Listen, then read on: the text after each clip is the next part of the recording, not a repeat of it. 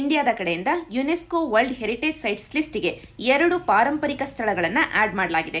2 heritage ಸೈಟ್ಸ್ಗಳನ್ನು ಇಂಡಿಯಾದ ಕಡೆಯಿಂದ ಯುನೆಸ್ಕೋ ವರ್ಲ್ಡ್ ಹೆರಿಟೇಜ್ ಸೈಟ್ಸ್ ಲಿಸ್ಟ್ಗೆ ಆಡ್ ಮಾಡಲಾಗಿದೆ. ಇದರ ಮುಖಾಂತರವಾಗಿ ಇಂಡಿಯಾ ಸೂಪರ್ 40 ಕ್ಲಬ್ಗೆ ಆಡ್ ಆಗುತ್ತೆ.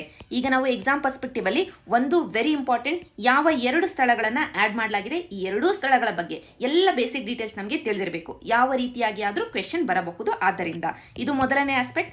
ಎರಡನೇ ಆಸ್ಪೆಕ್ಟ್ ಅಂತಂದ್ರೆ ಇದೇ ವಾರ ಈ ಒಂದು ವರ್ಲ್ಡ್ ಹೆರಿಟೇಜ್ ಸೈಟ್ಸ್ ಲಿಸ್ಟ್ ನಿಂದ ಒಂದು ಸಿಟಿಯನ್ನ ಹೊರ ಹಾಕಲಾಗಿದೆ. ಇಂಡಿಯಾದ್ದು ಅಲ್ಲ, ಆದರೆ ಈ ಸಿಟಿ ಯಾವುದು ಅಂತ ನಮಗೆ ತಿಳಿದಿರಬೇಕು ಕರೆಂಟ್ ಅಫೇರ್ಸ್ ಅಲ್ಲಿ ಇರುವ ಕಾರಣದಿಂದಾಗಿ. ಆದರೆ ಅಷ್ಟೇನು ಇಂಪಾರ್ಟೆಂಟ್ ಅಲ್ಲ, ಜಸ್ಟ್ ನಮಗೆ ಈ ಸಿಟಿ ಯಾವುದು ಅಂತ ತಿಳಿದಿದ್ರೆ ಸಾಕಾಗುತ್ತೆ. ಮೂರನೇದಾಗಿ ಈಗ ತಾನೇ ಮೆನ್ಷನ್ ಆದಂತ ಈ ಸೂಪರ್ 40 ಕ್ಲಬ್ ಎಲ್ಲದರ ಬಗ್ಗೆ ನಾವು ಡಿಸ್ಕಸ್ ಮಾಡೋಣ.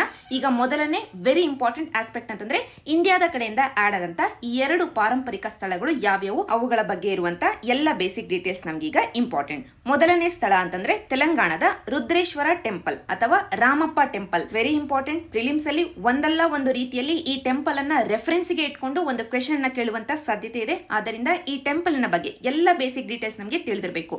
ಮೊದಲನೇ ಪಾಯಿಂಟ್ ಅಂತಂದ್ರೆ ಈ ರುದ್ರೇಶ್ವರ ಟೆಂಪಲ್ ಅಥವಾ ರಾಮಪ್ಪ ಟೆಂಪಲ್ ಅನ್ನೋದು ಲೊಕೇಟ್ ಆಗಿರೋದು ತೆಲಂಗಾಣದಲ್ಲಿ. ಈ ಒಂದು ಚಿತ್ರವನ್ನ ನೀವು ಅಬ್ಸರ್ವ್ ಮಾಡಬಹುದು. ಈ ಒಂದು ದೇವಸ್ಥಾನಕ್ಕೆ ಇರುವಂತಹ ಹೆಸರು ರುದ್ರೇಶ್ವರ ಟೆಂಪಲ್. ಯಾಕೆ ಅಂತಂದ್ರೆ ಇಲ್ಲಿರುವಂತಹ ದೇವರು ಶಿವ, ಆದ್ದರಿಂದ ಜೊತೆಗೆ ರಾಮಪ್ಪ ಟೆಂಪಲ್ ಅಂತ ಕೂಡ ಕರೀತಾರೆ. ಯಾಕೆಂತಂದ್ರೆ ಈ ದೇವಸ್ಥಾನವನ್ನ ಕೆತ್ತಿದಂತ ಶಿಲ್ಪಿಯ ಹೆಸರು ರಾಮಪ್ಪ, ಆದ್ದರಿಂದ ಇದನ್ನ ಈ ದೇವಸ್ಥಾನದ ವಿಶಿಷ್ಟತೆ ಅಂತಾನೆ ಹೇಳಬಹುದು. ಅಂದ್ರೆ ತನ್ನನ್ನ ಕೆತ್ತಿದಂತ ಶಿಲ್ಪಿಯ ಹೆಸರನ್ನೇ ಪಡೆದುಕೊಂಡಿರುವಂತ ಒಂದು ದೇವಸ್ಥಾನ ಇದಾಗಿದೆ. ಸೊ ಮೊದಲನೇ ಪಾಯಿಂಟ್ ನಮಗೆ ಕ್ಲಾರಿಫೈ ಆಯಿತು, ಈ ಟೆಂಪಲ್ ಎಲ್ಲಿ ಲೊಕೇಟ್ ಆಗಿದೆ ಅಂತ. ತೆಲಂಗಾಣ ರಾಜ್ಯದಲ್ಲಿ ಲೊಕೇಟ್ ಆಗಿದೆ. ಎರಡನೇ ಪಾಯಿಂಟ್ ಅಂತಂದ್ರೆ ಈ ದೇವಸ್ಥಾನವನ್ನ ಕೆತ್ತಿಸಿದ್ದು ಯಾರು ಅಂತಂದ್ರೆ ಈ ತೆಲಂಗಾಣ ರಾಜ್ಯದ ಏರಿಯಾದಲ್ಲಿ ಇದ್ದಂತ ರಾಜ ಮನೆತನ ಕಾಕತೀಯ ಎಂಪೈರ್. ಈ ಕಾಕತೀಯ ಎಂಪೈರ್ ನ ರಾಜ ಆಗಿರುವಂತ ಗಣಪತಿ ದೇವ 1213ನೇ ಇಸ್ವಿಯಲ್ಲಿ ಈ ಒಂದು ದೇವಸ್ಥಾನವನ್ನ ಕೆತ್ತಿಸ್ತಾನೆ. ಈ ಗಣಪತಿ ದೇವ ರಾಜ ಏನಿದ್ದಾನೆ, ಈ ರಾಜನಿಗೆ ಸಂಬಂಧಪಟ್ಟಂತೆ ನಿಮ್ಮ ಮುಂದೆ ಒಂದು ಕ್ವೆಶ್ಚನ್ ಇದೆ. ಈ ಟಾಪಿಕ್ನಿಂದ ಹೊರಗಡೆ ಆದರೆ ಹಿಸ್ಟ್ರಿಗೆ ಸಂಬಂಧಪಟ್ಟಂತೆ ಒಂದು ಕ್ವೆಶ್ಚನ್ ನಿಮ್ಮ ಮುಂದೆ ಇದೆ. ಅದೇನು ಅಂತಂದ್ರೆ ನಾವು ಮಿಡಿವಲ್ ಇಂಡಿಯನ್ ಹಿಸ್ಟ್ರಿಯನ್ನ ನೋಡಿದಾಗ, ಮಧ್ಯಕಾಲೀನ ಭಾರತದ ಇತಿಹಾಸವನ್ನ ನೋಡಿದಾಗ 3 ಮಹಿಳೆಯರ ಬಗ್ಗೆ ತಿಳ್ಕೊಂಡಿರ್ಲೇಬೇಕು. ಆ 3 ಮಹಿಳೆಯರಲ್ಲಿ ಮೊದಲನೇದಾಗಿ ರಜಿಯಾ ಸುಲ್ತಾನ್, ಡೆಲ್ಲಿ ಸುಲ್ತಾನೇಟ್ಗೆ ಸಂಬಂಧಪಟ್ಟಂತೆ ರಜಿಯಾ ಸುಲ್ತಾನ್ ಬಗ್ಗೆ ನಾವು ತಿಳ್ಕೊಂಡಿರ್ಬೇಕು. ಎರಡನೆಯದಾಗಿ ಅಕ್ಬರನ ಸೈನ್ಯವನ್ನ ಎದುರಿಸಿದಂತ ಚಾಂದ್ ಬೀಬಿ, ಈಕೆಯ ಬಗ್ಗೆ ಕೂಡ ನಾವು ತಿಳ್ಕೊಂಡಿರ್ಬೇಕು. ಮೂರನೆಯದಾಗಿ ಇಲ್ಲಿ ಗಣಪತಿ ದೇವನ ಮಗಳು, ಈಕೆಯ ಹೆಸರು ಏನು ಅಂತ ನೀವೀಗ ನನಗೆ ಕಮೆಂಟ್ ಸೆಕ್ಷನ್ ಅಲ್ಲಿ ಹೇಳಬೇಕು. ಈಕೆ ತನ್ನನ್ನ ತಾನು ಗಂಡು ಅಂತ ಹೇಳಿ ತನ್ನ ಇನ್ಸ್ಕ್ರಿಪ್ಷನ್ ಗಳಲ್ಲಿ ಕೂಡ, ತನ್ನ ಶಾಸನಗಳಲ್ಲಿ ಕೂಡ ತನ್ನನ್ನ ತಾನು ಗಂಡು ಅಂತ ಹೇಳಿ ರೂಲಿಂಗ್ ಅನ್ನ ಮಾಡಿದ್ದು, ತಾನು ಆಳ್ವಿಕೆಯನ್ನ ಮಾಡಿದ್ದು, ನಂತರ ತಾನು ಹೆಣ್ಣು ಅಂತ ರಿವೀಲ್ ಮಾಡಿದ್ದು, ಎಲ್ಲದರ ಬಗ್ಗೆ ಹಿಸ್ಟ್ರಿ ನಮಗೆ ಹೇಳುತ್ತೆ, ಶಾಸನಗಳು ನಮಗೆ ಹೇಳ್ತವೆ.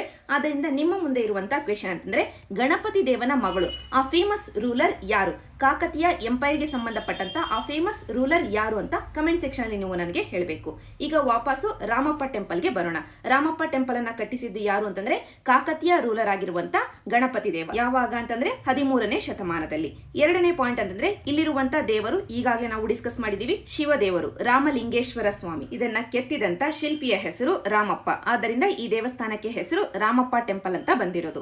ಈ ದೇವಸ್ಥಾನದ ಬಗ್ಗೆ ಎಲ್ಲ ಡೀಟೇಲ್ಸ್ ನಮಗೆ ಈ ದೇವಸ್ಥಾನದಲ್ಲೇ ದೊರಕಿರುವಂತ ಒಂದು ಇನ್ಸ್ಕ್ರಿಪ್ಷನ್ ಇಂದ, ಒಂದು ಶಾಸನದಿಂದ ದೊರಕುತ್ತೆ. ಈ ದೇವಸ್ಥಾನದ ವಾಸ್ತುಶಿಲ್ಪವನ್ನ ನಾವು ನೋಡಿದ್ರೆ ಇದು ಸ್ಟಾರ್ ಶೇಪ್ಡ್ ಪ್ಲಾಟ್ಫಾರ್ಮ್ ಅನ್ನ ಹೊಂದಿದೆ. ಈ ಚಿತ್ರದಲ್ಲಿ ನಾವು ಈಗಾಗಲೇ ನೋಡಿದೀವಿ. ಇದು ಒಂದು ಜಗಲಿಯ ಮೇಲೆ ನಿಂತಿರುವಂತಹ ದೇವಸ್ಥಾನ. ಈ ಜಗಲಿ ಬಂದು ಈ ರೀತಿಯಾಗಿ ಸ್ಟಾರ್ ಶೇಪ್ ಅನ್ನ ಹೊಂದಿದೆ.